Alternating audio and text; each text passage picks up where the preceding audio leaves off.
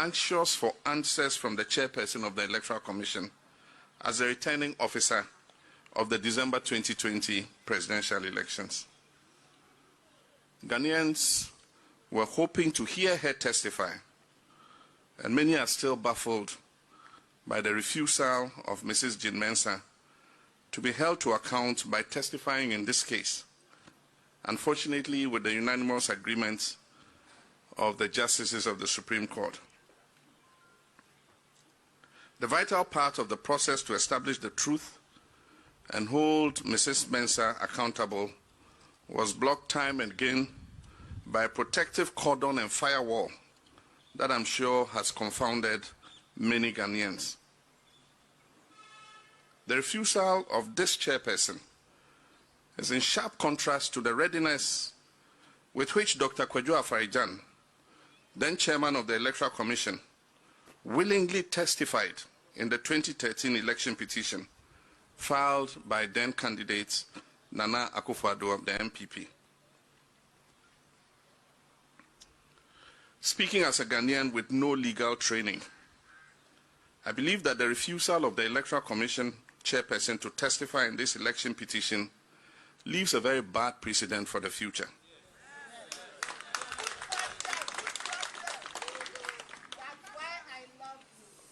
I disagree with the suggestions of our justices that an election petition is akin to any other civil litigation, and therefore an EC chairperson whose functions go to the heart of our democracy can, by a legal sleight of hand, avoid accounting for her stewardship in an appropriate forum such as the highest court of the land. Our legal team, led by Mr. Chachuchi Kata, put together our case in a clear manner.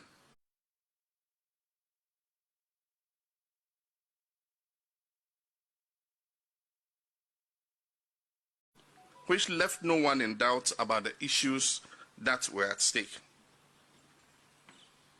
Apart from seeking to ensure compliance with the Constitution and for the true choice of the people of Ghana to be respected, the petition sought to provide opportunity for transparency and accountability in the management of our electoral process.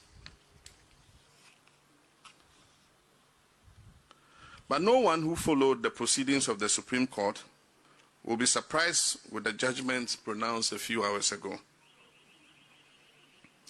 Much as I'm aware that we are legally bound by the decision of the highest court of the land, the Supreme Court of Ghana, I disagree with the process of the trial and the ruling of the court.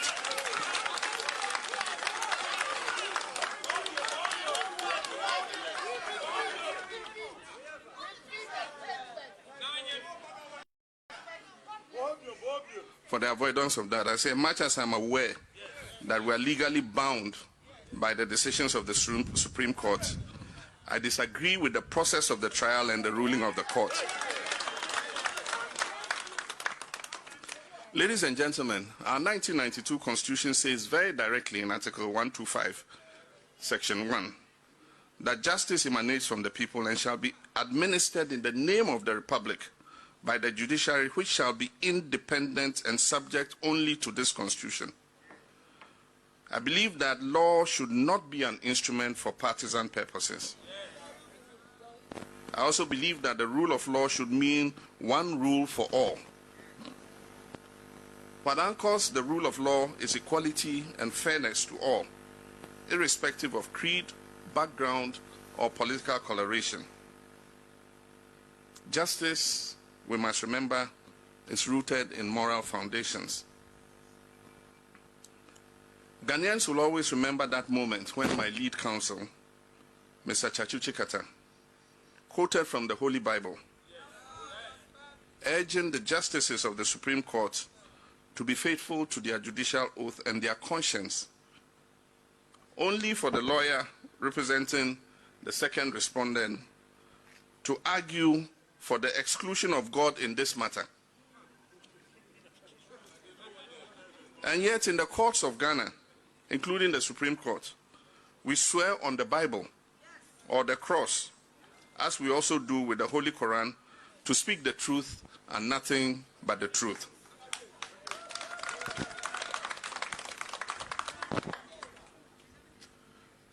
Ghanaians will also remember, and this will go into history, this 2021 election petition for that profound moment when the chairperson of the Electoral Commission opted to evade public scrutiny.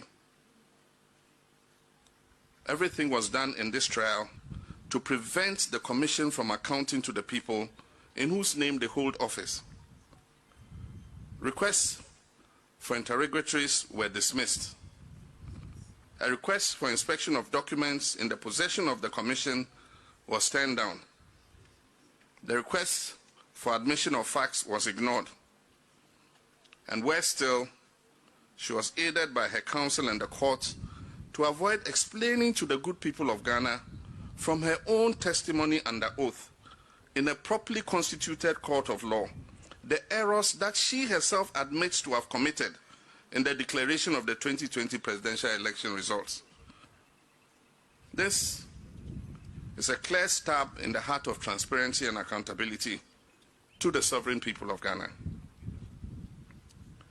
Whatever the reasons for not allowing Mrs. Jane Mensah to testify or answer any questions, it leaves an embarrassing stain not only on our justice delivery system, but also on our nation's electoral system, which has deepened the grave doubts harbored by many Ghanaians about the true outcome of the December 2020 presidential elections. Ladies and gentlemen, the motto of Ghana's Electoral Commission is transparency, fairness, and integrity. Principles that the key actors of the Electoral Commission clearly failed to live up to on this occasion. The refusal to account to Ghanaians further sets the worrying precedent, and I do really worry about this dangerous precedent that may allow other heads of state institutions to adopt an approach of opacity and non-accountability in their work, just because they know they can rely on unconvincing interpretations of our laws to shield them from scrutiny in the near future when they are held to account. I hope and pray that time will prove me wrong. There's a famous legal maxim brought into common use by Lord Chief Justice Hewart in 1924, that justice must not only be done, but should manifestly and undoubtedly be seen to be done.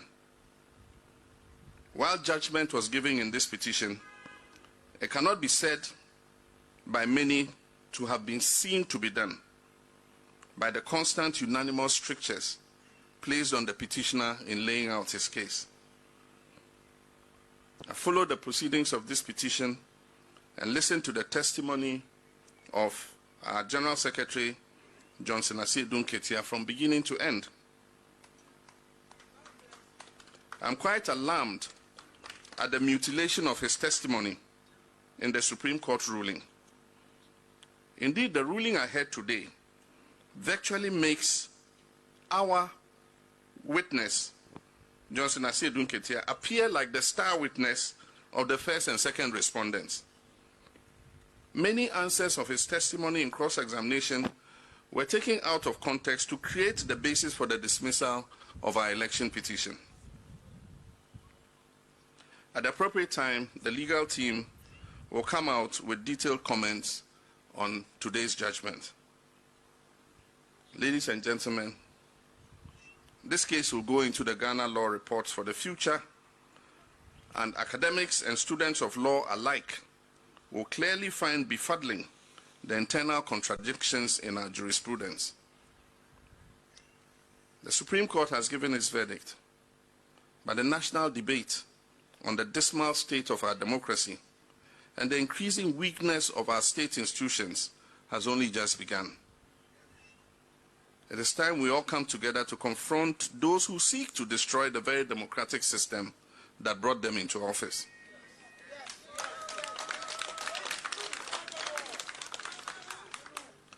It is our patriotic duty to do so.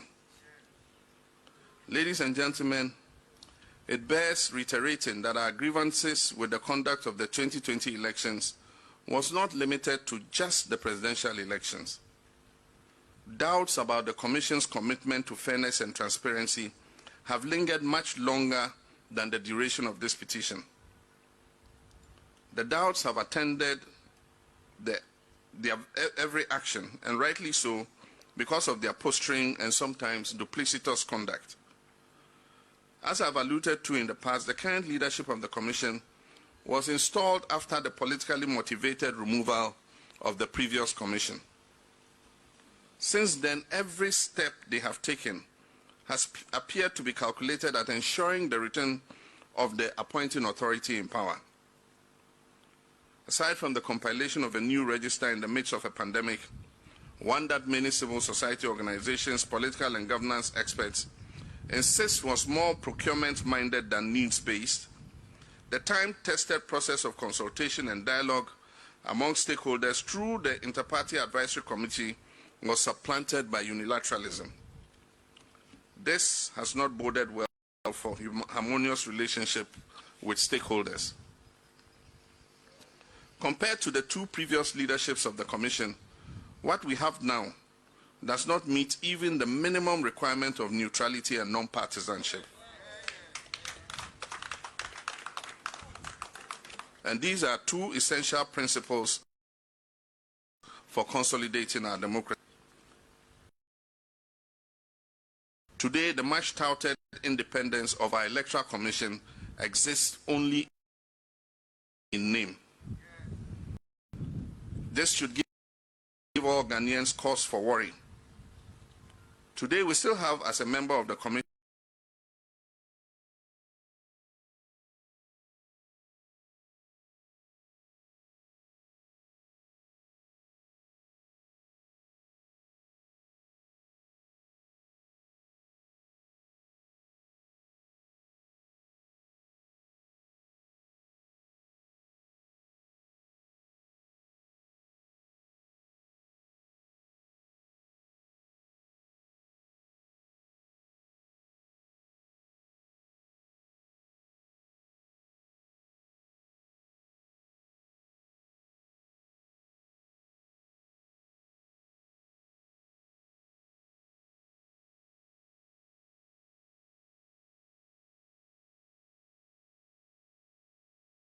done by previous commissioners, could have addressed the issues and righted the wrongs in order to make court actions completely unnecessary. Therefore, it is not surprising that international election observers who attended on the last election identified collation and tallying of results as one of the challenges of our 2020 election. The posture and approach of this current Electoral Commission does not inspire confidence that is needed to preside over any transparent, free and fair election. Indeed, this Commission has absolutely no reason to continue to remain in office. This is because the Electoral Commission must remain a neutral arbiter and organizer of elections. The Electoral Commission must not have a vested interest in the dubious victory of one party over another. The loyalty of the Electoral Commission must be to the people of Ghana and the Constitution from which it derives its mandate, and not the president or party under whose tenure the leadership is appointed. Immediate reforms reflecting the long-standing image and reputation of our Electoral Commission as one of the finest and most credible on the continent, and indeed in the world, must be one of the focuses of public advocacy if future elections are to be devoid of needless tensions and anxiety. My brothers and sisters, we cannot forget the burning issue of the deliberate exclusion of the good people of Central Kofi, Akpafu, Likpe, and Lolobi Sao from the parliamentary elections of 2020. This constitutes perhaps the gravest injustice of the 2020 elections, perhaps even greater than the election petition. It can easily fit into the worst forms of electoral trickery ever witnessed in our nation's history.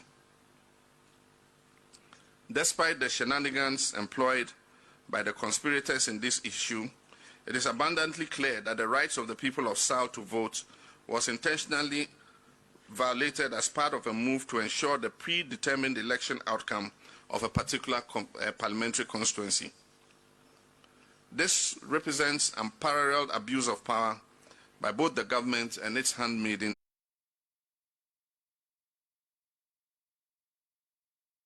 the Electoral Commission, to influence the outcome of the parliamentary election in that constituency.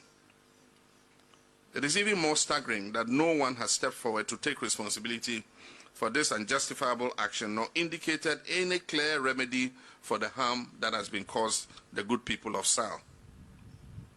We cannot, as a people, countenance this kind of gerrymandering and chicanery in our politics. We must, with one accord, demand immediate resolution of the impasse in the Sao area and take urgent steps to afford the people their right to vote and be represented in Ghana's parliament. My brothers and sisters, we entered the 2020 elections against an incumbent that was determined to abuse power and misuse state resources and institutions to achieve an electoral victory. The run-up to the election and some of the process involved were characterized by intimidation and harassment from state security agents and others loyal to the current regime. Selective deployment of the military was used as a tool to instill fear in some of our citizens to dissuade them from taking part in the voter registration exercise and other processes of the elections. Others were falsely branded as foreigners and their citizenship called into question unjustly. An abhorrent nation-wrecking prejudice which has been directed especially against certain ethnic groups of this country and has continued till date and has only recently been visited crudely on our Auditor General, Daniel Yao Domelevo. In the last election, unprecedented levels of state funds and resources were doled out by the ruling party and unprovoked deadly violence inflicted on our citizens in several circumstances. In the process, 8 of our compatriots were murdered in cold blood and several others were maimed during the process of the elections. We have designated these compatriots whose blood was shed just because they sought to participate in what is purely a civil exercise as martyrs of democracy, to whom we shall dedicate an appropriate monument when the time comes.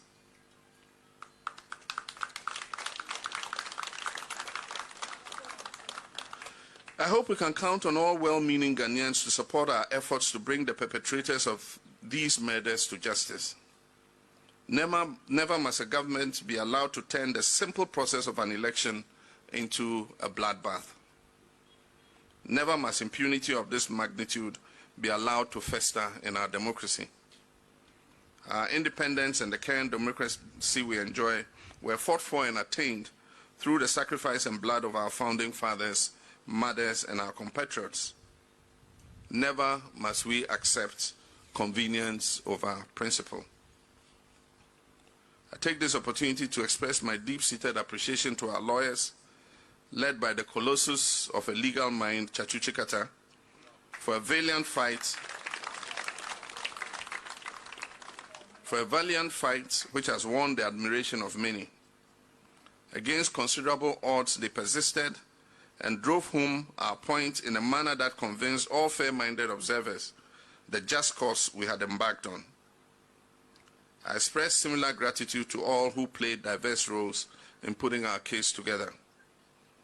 I salute our 3 key witnesses, our General Secretary, Johnson Asiedu Nketia,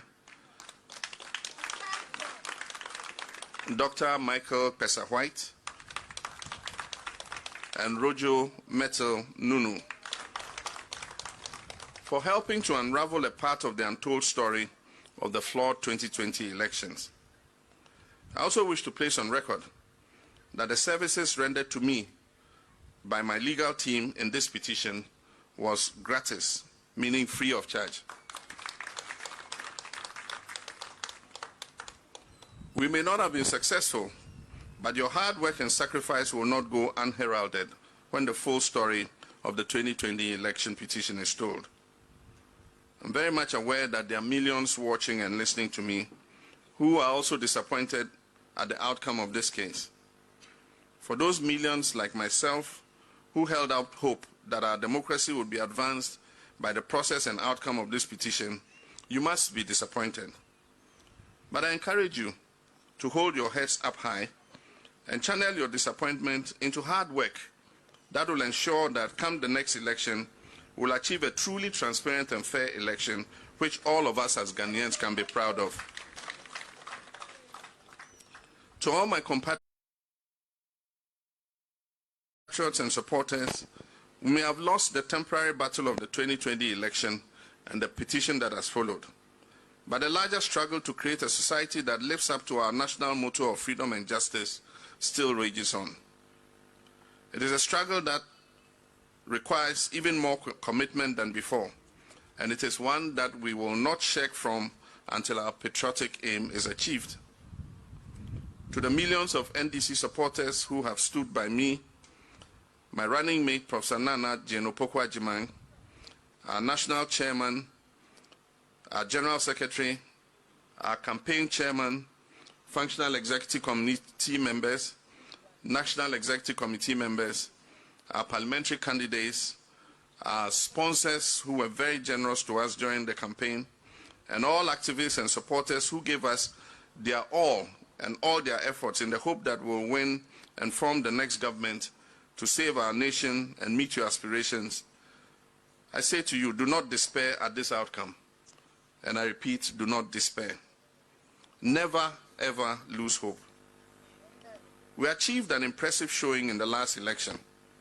And despite the intimidation, the obscene abuse of incumbency advantage, and the massive use of state funds and resources, we can be proud that we gave it our best. Our achievement has become a stepping stone on which the NDC can build to secure victory in the next elections. The NDC will survive and grow from strength to strength. The sun may have set on our hopes for the just ended election today, but it will rise again tomorrow, and it will illuminate our paths to a better outcome the next time round. To the Council of Elders, members of the National Executive Committee of the NDC, the Functional Executive Election 2020 campaign team, my staff, party executives at all levels, volunteers, polling agents, and all who played roles in our campaign, no matter how small, I say I thank you from the bottom of my heart.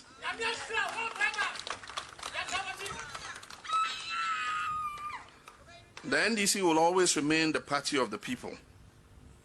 The party was established to empower the people of Ghana to be the architects of their own destiny.